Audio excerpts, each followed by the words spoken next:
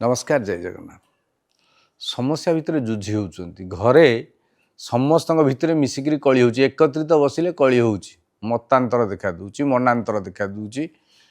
कहीं क्या सहित संपर्क रोना कलह ही कलह हो जदि होउची आपण निश्चय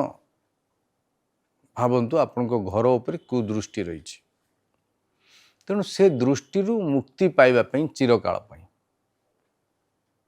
आपणकर घरर उत्तर पश्चिम बाई कोण कहुए गोटे कपड़ा धड़ा कपड़ार मुणी नेबे से 200 ग्राम श्री कपूर भरवे एवं 7टी लवंग भरिकी ताकू घरर बायुकोण उत्तर पश्चिम बायुकोण रखिदेवे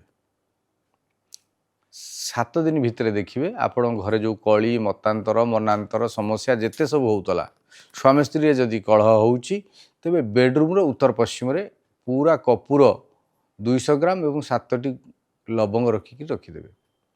जदि संपूर्ण घरे मतांतर मनांतर होउची तेबे उत्तर पश्चिम वायुकोण रे घरर संपूर्ण जे वायुकोण सेठी रखिदेवे देखिए आपनकर समस्यार पूरा समाधान है। स्वामी स्त्री जदि बेड को गला बेलू